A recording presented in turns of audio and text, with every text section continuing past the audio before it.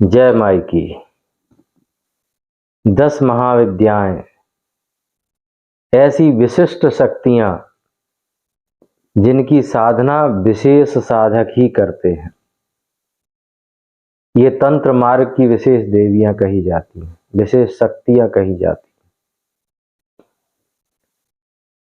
हैं। इनमें से बहुत से साधक काली, तारा, षोडशी, छिन्नमस्ता, बगलामुखी, धूमावती इत्यादि, मातंगी इत्यादि देवियों की साधना तो प्रायः करते ही हैं। अब कुछ समय से इनके कुछ साधकों के साथ कुछ इस तरह की घटनाएं सुनने को आ रही हैं, इस तरह के अनुभव सुनने को आ रहे हैं, जिन पर चर्चा करना बहुत ही महत्वपूर्ण विषय है, बहुत ही आवश्यक था इन पर चर्चा करना, क्योंकि जो हो रहा है वो बहुत ही भयावह है, डरावना है और कई साधकों के जीवन को बहुत बड़ी परेशानी में डाल चुकी हैं ये घटनाएं, तो महत्वपूर्ण भी है और सभी साधकों को इस विषय में समझना चाहिए, चिंतन करना चाहिए, सुधार करना चाहिए। कुछ साधकों को देखने में आ रहा है कि वे साधना करते करते अचानक उनकी आंखों के आंधे अंधेरा छा जाता है, वे बेहोश हो जाते हैं, उनके हाथ पैरों में हलचल होने लगती है। बेहोश नहीं होते तो शुरुआत हाथ पैरों में हलचल होने लगती है, हाथ पैर अपने आप फड़कने लगते हैं। वो जितना रोकने का प्रयास करते हैं उतना और भी ज्यादा ये घटना होती है। फिर धीरे धीरे ये बात बढ़ती है तो आंखों के अंधेरा छाने लगता है, बेहोशी सी आ जाने लगती है, दांतों की बत्ती सी बंध जाती है, डरावने भयावह दृश्य उन्हें दिखाई देने लगते हैं, भयावह आकृतियां दिखाई देने लगती हैं, अनेक रूपों में दिखाई देने लगती हैं। कुछ उनके पास के, उनसे जानने समझने वाले लोग भी उसमें हो सकते हैं। पहले वो दिखाई देंगे, फिर वही भयावह आकृतियों में परिवर्तित हो जाएंगे। अनेक आकृतियां, रूप, रंग, वेश बदलती रहती हैं। तो इस तरह के दृश्य भी उन्हें दिखाई देते हैं, आवाजें सुनाई देती हैं, कोई बुला रहा है, कोई कुछ कह रहा है, कोई सुनाई दे रहा है। अनेकों तरह की आवाजें, मनुष्यों की आवाजें भी होती हैं और भी अनेकों प्रकार के वाद्य यंत्र भी हो सकते हैं या कुछ भी और, घुंघरू, पायल, इस तरह की आवाजें भी हो सकती। तो कोई भी आवाज सुनाई देने लगती है, डरावने स्वप्न उनको आने लगते हैं, सो नहीं पाते, उठ कर के बैठ जाते हैं, रात भर नींद नहीं आती। इस तरह के भी बहुत से अनुभव देखने में मिलते हैं। और कुछ साधक ऐसे भी हैं जिनको स्वप्न में, जो स्वयं को स्वप्न में यौन कृत्यों में लिप्त पाते हैं। यदि स्त्री है तो वो किसी पुरुष के साथ में यौन कृत्यों में लिप्त अपने आप को देखती है, और अगर कोई पुरुष है तो वो स्त्रियों को इस तरह से देखता है। और अनेक यौनिक क्रियाएं, जो यौन क्रियाएं हैं, उनमें अपने आप को लिप्त पाता है। तो इस तरह की बहुत सारी घटनाएं साधकों के साथ हो रही हैं। उनके प्रश्न भी आ रहे हैं, उनकी जिज्ञासाएं भी आ रही हैं। अब ये सभी समस्याएं क्यों निर्मित हो रही हैं, यह सब जानना, इस पर चर्चा करना बेहद जरूरी था। तो ये समस्याएं 3 कारणों की वजह से, 3 त्रुटियां, 3 गलतियां जो साधक करते हैं उसकी वजह से साधकों के जीवन में आती हैं। और उन तीनों को भी अगर एक में ही कहा जाए तो एक गलती यह है कि साधक मंत्र प्राप्त करते ही उसका जप आरंभ कर देता है उसे करना भी चाहिए, लेकिन जप आरंभ करने और जप करने की जो विधि है उस पर वो ध्यान नहीं देता।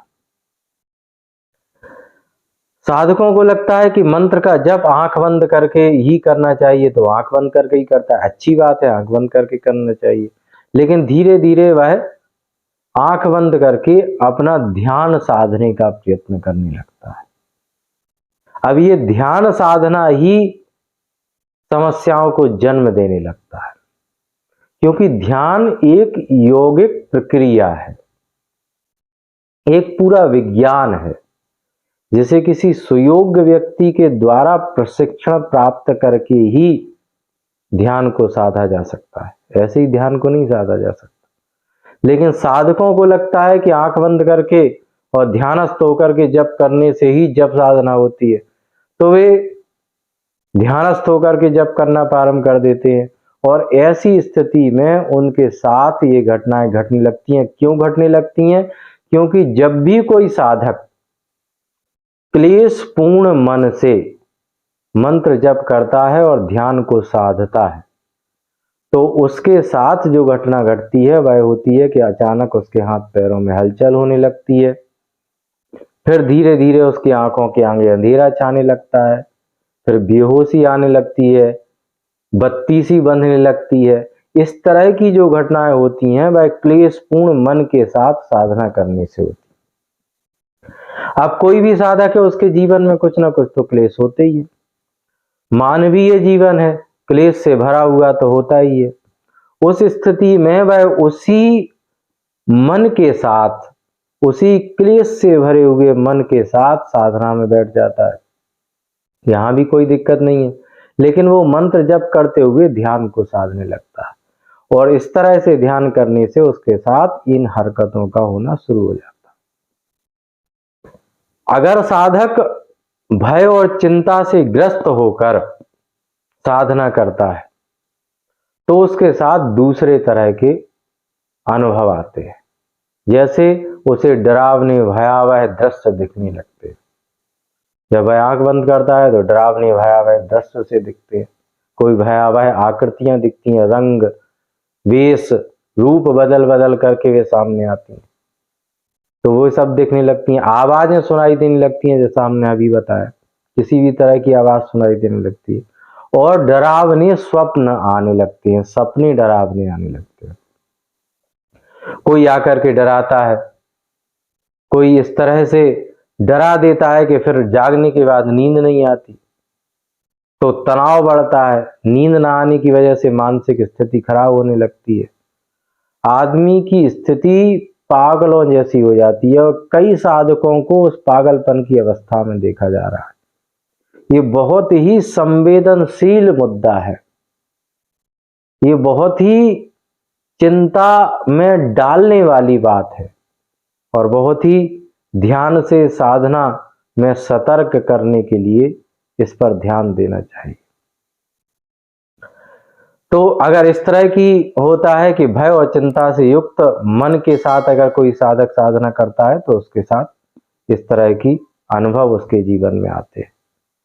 अगर साधक की कुछ अधूरी वासनाएं रह गई हैं और उनका उसने दमन किया हुआ है, या कोई साधक कम उम्र में साधना करने लगा है, तो बाल्यावस्था से उसने साधना प्रारंभ करी है, लेकिन जैसे ही वह किशोरावस्था को प्राप्त हुआ, तो उसके साथ में कुछ रसायन उसके शरीर में निर्मित होते हैं जो उसके मस्तिष्क तक पहुंचते हैं, और जब भी रसायन पहुंचते हैं तो कुछ विशेष प्रकार की वासनाएं जन्म लेती हैं। अब साधक को भय लगता है उन वासनाओं से, और वह उसका दमन करने में लग जाता है, उनको दबाने में लग जाता है। और जब वह दबाने में लग जाता है, तो फिर उसको स्वप्न में उसे कुछ इस तरह का अनुभव होता है कि अगर वह स्त्री है तो उसे किसी पुरुष के साथ यौनाचार में लिप्त हुए देखती है, और अगर कोई पुरुष है तो वो स्त्री को देखता है। पुरुषों के साथ में समस्या ये भी होती है, उनको इस बात का भी डर रहता है कि उनका ब्रह्मचर्य भंग हो रहा है, तो वे और भी परेशान हो जाते हैं। स्त्रियों के साथ में ये होता है कि उनको लगता है कि उनका, कई स्त्रियों का तो इतना बुरा हाल हो जाता है, उनको लगता है कि उनका शील भंग कर रहा है, तो इसलिए उनको लगता है कि ये बहुत ही गलत बात है। उनको लगने लगता है कि कोई राक्षस, कोई नकारात्मक शक्ति, कोई भूत प्रेत उनके साथ इस तरह से अनाचार कर रहा है, तो वे और भी परेशान हो जाते हैं। और फिर यहाँ से क्रम शुरू हो जाता है अनेकों प्रकार की झाड़ फूक का। साधना तो वहीं जहाँ थी वहीं समाप्त हो जाती है। अनेकों प्रकार की झाड़ फूक और व्यभिचार और जाने क्या क्या, अनेकों प्रकार की मानसिक प्रताड़ना, शारीरिक प्रताड़ना, और उनका जीवन नरक बन जाता है।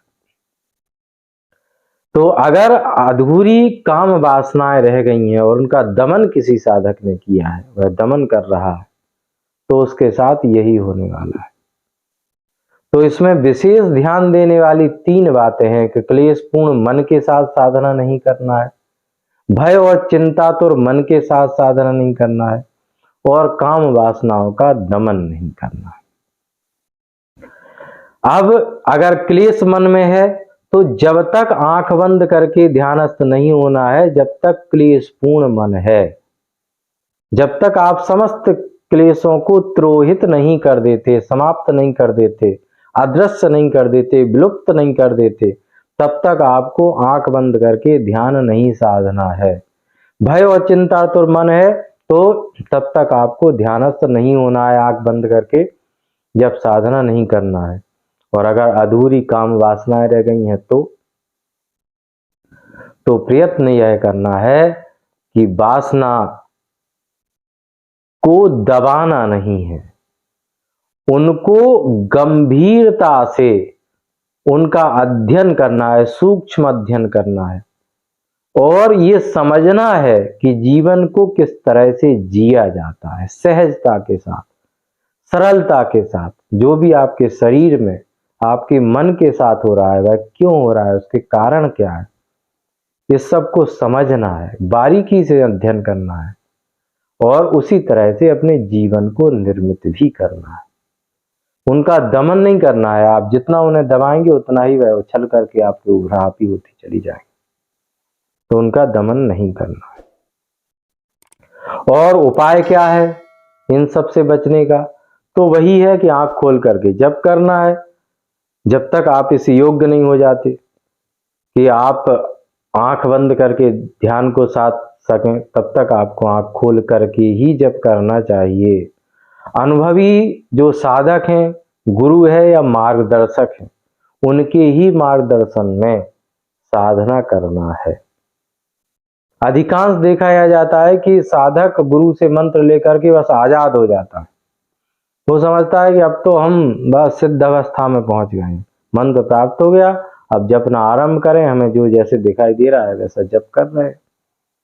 तो गुरु कह ही नहीं रहा है कि आप ध्यान साधिए अभी प्रारंभ में, लेकिन उन्हें तो महात्मा बुद्ध होने का जुनून सवार है, तो बस आंखें बंद करी और स्वयं को महात्मा बुद्ध समझने लगते हैं। शुरुआत में तो शांति का अनुभव होता है, शुरुआत में तो कुछ प्रकाश दिखाई देता है, कुछ ऐसा दिखाई देगा, कुछ वैसा दिखाई देगा, फिर धीरे धीरे करके ये सभी समस्याओं को जन्म देने लगता है। और अब एक नया चलन निकला हुआ है कि आज्ञा चक्र पर ध्यान करते हुए साधना करते हैं साधक। यह महामूर्खतापूर्ण है। सीधा आज्ञा चक्र को जागृत नहीं किया जाता। जब कुंडलनी जागृत होती है तो मूलाधार से होती है, और फिर विभिन्न प्रकार के चक्रों का भेदन करते हुए वह आज्ञा चक्र तक पहुंचती है। ऐसा नहीं है कि आप डायरेक्ट आज्ञा चक्र को ही जागृत कर लें। इससे संबंधित बहुत से भ्रांतिपूर्ण वीडियो यूट्यूब पर भी उपलब्ध है, तो साधक उन्हीं को देख करके आज्ञा चक्र पर ध्यान करने लगते हैं, त्राटक करने लगते हैं। अगर आप चिंतातुर मन के साथ, क्लेशपूर्ण मन के साथ अशांत होकर के त्राटक कर रहे हैं, तो भी आपके साथ इस तरह की घटनाएं घट सकती हैं। इसलिए इस तरह से नहीं करना चाहिए। साधना करते समय साधक का चित्त शांत होना चाहिए। शांत चित्त होकर के साधक को साधना करना चाहिए। और सहज होकर के करना चाहिए। जीवन में जो भी कुछ घट रहा है वह तो घटना ही है, घटेगा ही। आप स्थित प्रज्ञ होकर के, शांत चित्त होकर के और सहज होकर के अपनी साधना करते रहें, तो जैसे यह तूफान आता है वैसे ही चला भी जाता है। तो सहज होकर करने का प्रयत्न करना चाहिए। अगर आप बहुत कुछ नहीं कर सकते तो जो भी जीवन में समस्याएं, विपत्तियां, आपत्तियां अचानक से आ जाती हैं और फिर चली जाती हैं, तो उनके साथ आप किसी भी तरह का द्वंद्व भी ना करें। जिस बहाव में माई आपको बहा ले जा रही है उसी बहाव में बहते चले जाएं। बस माई का स्मरण करें और अपनी साधना करते रहें। आप अपने गंतव्य तक, अपने लक्ष्य तक पहुंच ही जाएं। तो जीवन को सहज बनाएं, उससे द्वंद्व ना करें, उससे युद्ध करने ना लग जाएं। सहजता से अपने जीवन का उपयोग करें, सहजता से जिएं। इसी से आप इन समस्याओं से बच सकते हैं। फिर भी अगर जीवन में इस तरह की समस्याएं आ गई हैं तो उनको दूर कैसे करना है, इन चीजों का ध्यान रखें जो बताया गया है। और बाग भव बीज मंत्र का अधिक से अधिक जप करें। इसका जप करने से आंख खोल करके जप करें। इसका जप करने से धीरे धीरे करके आपके अंदर जो इस तरह की विषाक्त जो चीजें आई हैं वे धीरे धीरे करके दूर हो जाएंगी और आप इन समस्याओं से मुक्त हो जाएंगे। तो डरने की, भयभीत होने की आवश्यकता नहीं है, केवल समझने की आवश्यकता है और सतर्क रहने की आवश्यकता है। जीवन को अगर आप सहजता के साथ जीते हैं और उसके साथ साधना भी करते हैं तभी आप साधना कर सकते हैं। गुरु के मार्गदर्शन में सहजता के साथ अपनी साधना करें तो अवश्य ही आपको साधना में सिद्धि प्राप्त होगी और भगवती की कृपा प्राप्त होगी। जय माई की।